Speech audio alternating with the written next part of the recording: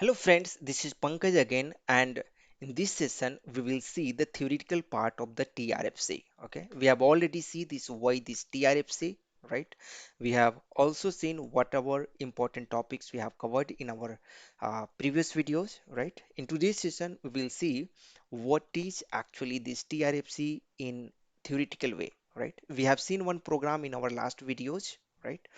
So some part of the program I missed in the last video. Let's complete that part and let's quickly come to this particular program where we are calling this particular function module, right? So in program I have shown you that you cannot get the importing parameter. That means from the function module you cannot get the value from the export parameter. If we're going to pass some value from this function module, this ev underscore sum over here, you can see that I'm just going to pass this ev underscore sum equal to 100. Okay, and I will show you that there we will not get anything. Okay, there you will not get anything. Fine. So come over here and just run this particular just press F6. Okay, and once again you can see over here that ev underscore sum is right, ev underscore sum is 0. From there I'm trying to pass the 100, but nothing is coming, right? Nothing is coming over here, nothing is coming over here. All right, and now the second part what I want to tell you, and that let me execute it. It's fine, I have executed. uh, what I want to tell you, if you check the syntax over here, it is giving that call function in background task does not allow the importing parameter, right? So this parameter is not, there is no sense because you can't get the importing value from the TRFC function module. That's why it is giving you the syntax warning. This warning is giving because there is no meaning. That's why it is telling it is not allowed, right? So just remove this one. Unnecessarily we have written, right? Just to show you, I have written this one that importing parameter is not supposed to be written because there is no meaning of writing this one. Though it will not give any dump or syntax check error or something like that, but still there is no meaning of writing this one. Okay. This time I'm going to give here the student ID 7 and here the student ID 8 I want to pass. Okay. So just activate this one. Okay, and now suppose if you want to debug this particular TRFC, how you can debug? So for that purpose, what you can do that, and one important thing in this TRFC is that, you know, you have to specify the destination, right? So generally, when we are having the two different system, generally when we are having the two different system, then we are going to use this TRFC, right? When we are having the two different system, for example, what I want to show you that two different system, let me so here I have written, right? So from SAP 1 system to SAP 2 system, if you want to update something in the different system, right, using the RFC function module. So you can use the TRFC to update any database or to uh, execute some logic, and then you can update the database, right, in the another system, right? So here we use the TRFC that it gives the guarantee to execute only once, that we have discussed in the first video, right? Why this TRFC is so important, right?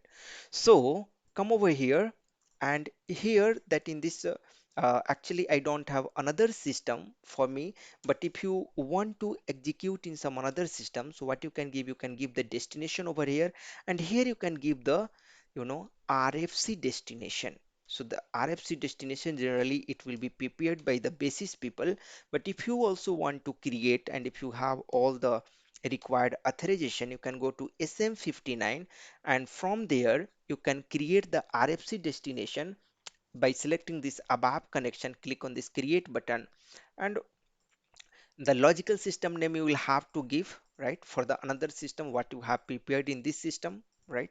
So sale is the transaction, right? So For all this topic I have covered in detail in the ALE iDoc tutorial. There you can go and learn how you can create the RFC destination for another system, right? So that RFC destination, we can pass it over here. So this particular function module should be there. That is the important. This particular function module should be there. That is the important. Then only it will be executed, obviously, right? So come over here. So this is the syntax I wanted to share. I forgot to share this syntax. And if you don't pass any destination over there, it will locally executed. That means it will executed destination none. Okay. So if you don't give any destination, it will take the destination none automatically, implicitly. It will take destination none. If you either give explicitly or automatically, it will take the destination none. Okay. If you don't specify the destination, and when you give the destination none, it will run in the different session locally. Okay, it will run in different session locally. Okay, so here maybe also here I have given destination none, and here if you have not given destination none, automatically means automatically it will implicitly consider the destination none if you're not going to give any destination.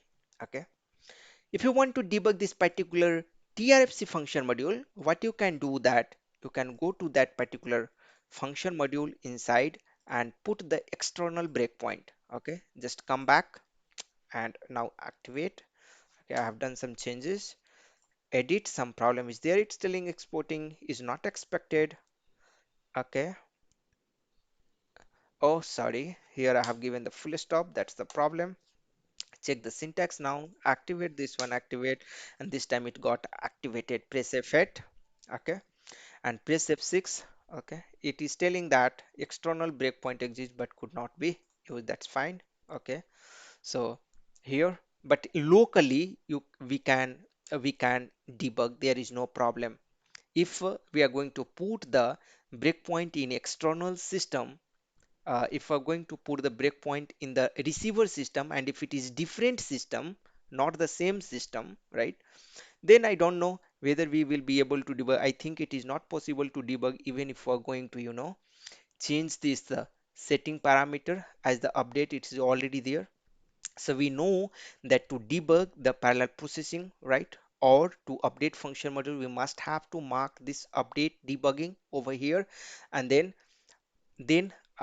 this is one criteria, and another, you have to put the external breakpoint over there, right, so that it will stop over there. That is not important to put the external breakpoint over there, but still, like, it will be better if you can put it over there. Okay, come over here, and like even if you don't put the external breakpoint over there and this is enabled, then in update function module or in parallel processing, automatically it will go and stop once that update function module or RFC function module which is getting called in the main program. It will stop over there, not necessary to put the external breakpoint. That's what I wanted to tell over here. Okay, press F6. This time I have already put, and once here you can see that commit work gets executed, this function module will start executing. Okay, press F6 and you can see that automatically it got. So locally it is possible to debug, but if it is the different system, I'm not sure, need to be checked. You can check yourself also. I think that will not be possible, right? Or maybe if system is available at that particular point of time, it may be possible also, right? So that one another benefit of TRFC is that what we can write it over here, that if the system is not available, right, if the receiver system is not available, if the receiver system is not available,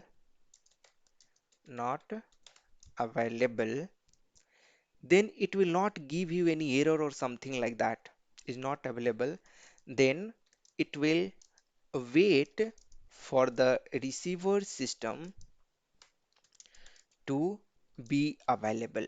It will wait for that to be available. Okay, so how it gets achieved actually? So with the help of you know it will go and stuck in SM this particular entry you can see in SM58. If this particular entry is not get received by the receiver system, suppose the call has sent from this SAP1 system and this SAP2 system is down at that particular point of time, so this will wait, the TRFC will wait, in SAP1 system itself to get available in SAP2 system. Okay, and there is some a standard program. I will share the name of that particular program. I have written already over here that this is the particular program actually. This. So you can see RSARFC AC RSARFC SC. This particular program is scheduled on each 15 minutes of interval. Okay. So if some TRFC is not successful as of now because of the receiver system is down, so that program or some another error can also be there due to some another error if that TRFC has not been executed till now in SAP2 system and it is still there in SAP1 system and waiting for SAP2 system to be available. Okay, it will be there in the SAP1 system.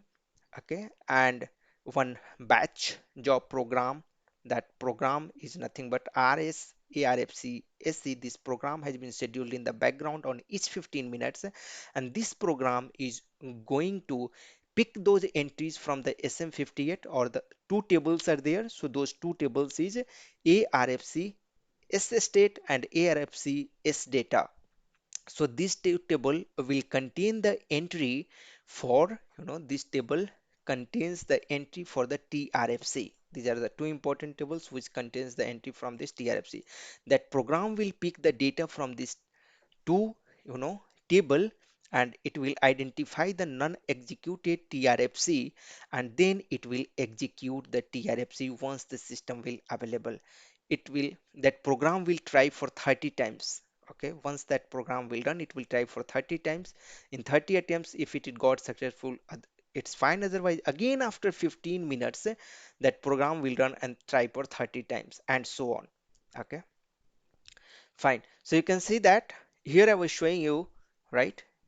uh, you can see that here I was showing you that how to debug, right? And locally you are able to debug, there is no problem. Locally it's working fine. And again the second time when it was the two function module, the same function module two times I have called, that's why the second TRFC is getting executed. Okay, and you know this time you can see the entry that it's a 7, right? First it was 6 and the second was 7. But here you cannot guarantee for the order, right? So let me first show you in the database.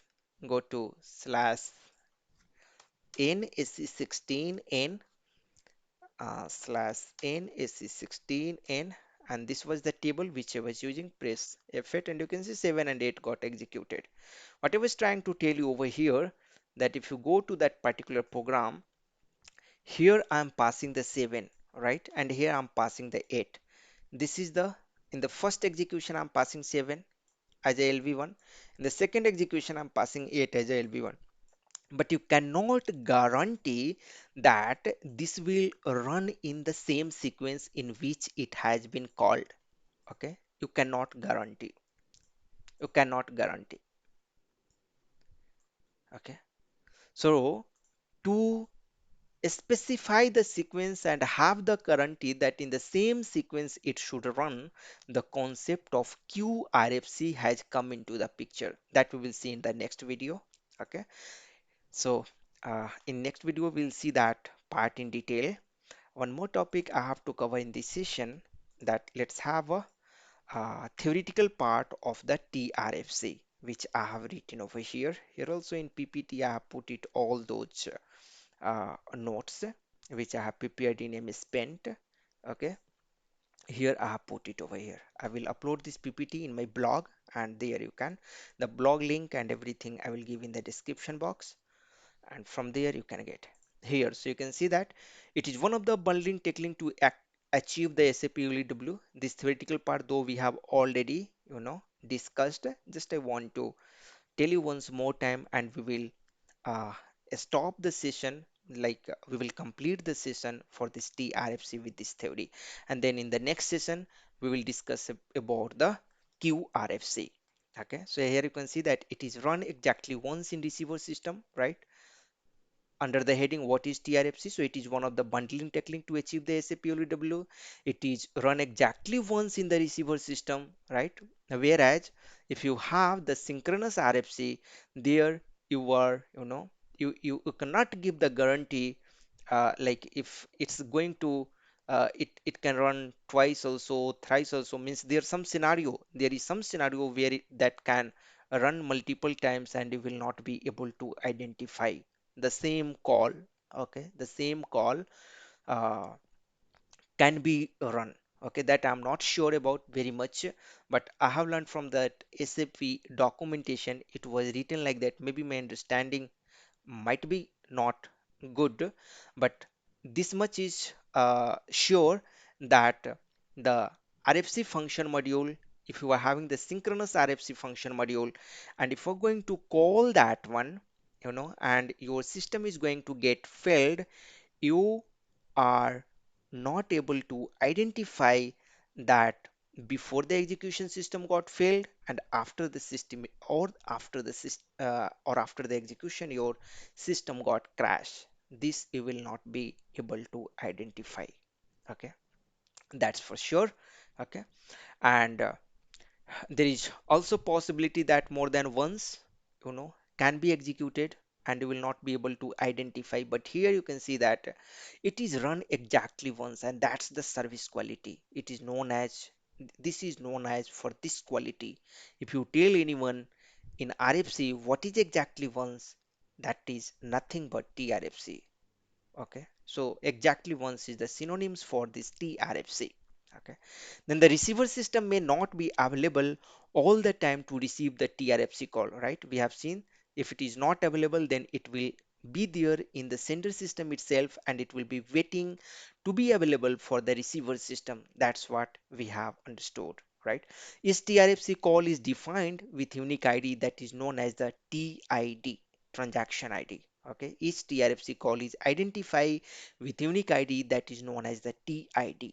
Okay, if the receiving system is not available within certain time to receive the call, then the TRFC call gets scheduled to get execute in the batch job by program RSARFC SC. This also we have discussed, right? This program is default set to run at 15 minutes of interval. This also we have discussed, right? Then this program is written in such a way that whenever it runs, it tries for 30 times to send a TRFC call to receiver system, and this 30 times and 15 minutes also you can customize. Suppose if you want to increase from this 15 minutes interval to 20 minutes, this you know how to do, right, in SM37. Or or if you want to increase or decrease its attempt, this 30 times, and this interval also, you are having the enhancement, this SABP 4 times 0 and then SABP 3 times 0 and 3, right? This is the two program, this is the enhancement you have given. You can go there and you can use to change this particular attempt and this particular interval, right? And all the TRFC failed call can be seen under this SM58. We have seen the tables also we have seen. So hope it's clear for all of you. And if you like this one, please like, subscribe, and share with your friends. And if you are interested in learning SAP ABAP in detail, please feel free to contact me on my contact number. All that description and everything I have given in the description box. Thank you for watching. Thanks a lot. Bye bye.